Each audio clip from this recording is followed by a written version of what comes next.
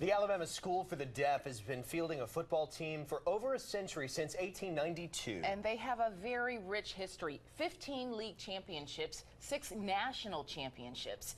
In a CBS 42 News special report, sports director Chris Breece shows us how the Silent Warriors are making even more history this year. Chris? Sherry, it's a team that's very diverse. Some can hear you okay. Most need a translator. They all have one thing in common, though. They will do whatever it takes to get better, even if that means going way outside their comfort zone.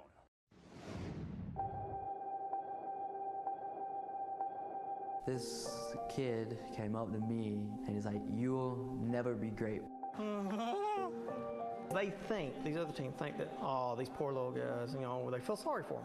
They got disabilities, they think, well, they can't play football. What gives a person that doesn't have a disability wrong with them? What gives them the right to come up to one of us and say, you can't do this because of this and that? We're equal. I mean, we all can play the same as these hearing schools do.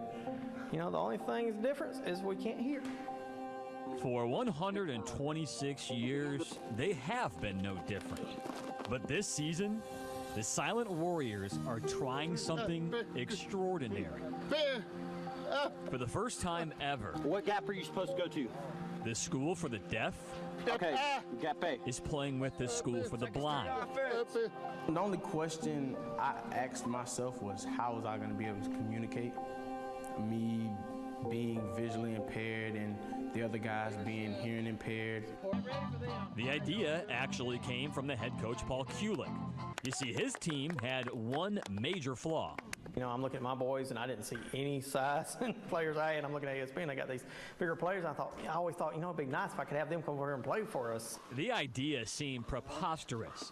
How in the world would you get people who can't see well play with people who can't hear? Do you understand? Okay. He'll sign to me, and then I'll explain what Paul said, and then most of the time that will work. Zach Beaver has high-frequency hearing loss, meaning he can't hear high pitches, but he is the backbone of this Silent Warriors football team. Hey, there's a big boy on center, okay?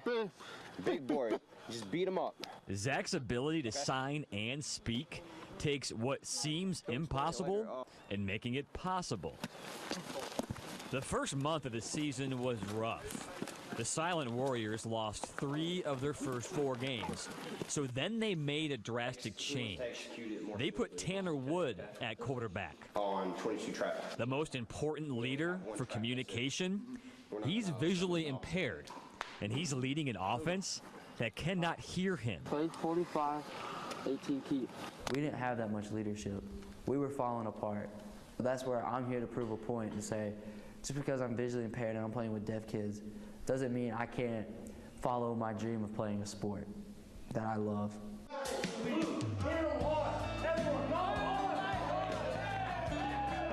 Tanner's attitude and his passion were contagious, and then things started to change. With Tanner's leadership, just being able to see the communication there and how that's all working and everything, you know, making us a better team, you know, we want to be a good team. You see, football is the same on every level. Deaf, blind, or neither. You need passion. You need drive. Most importantly, you need leadership. Me being a senior, being with the other seniors, they helped me become a better leader. It's all about who is willing and who wants to win more. Because if you want it bad enough and you work for it, you can do and you can get anything.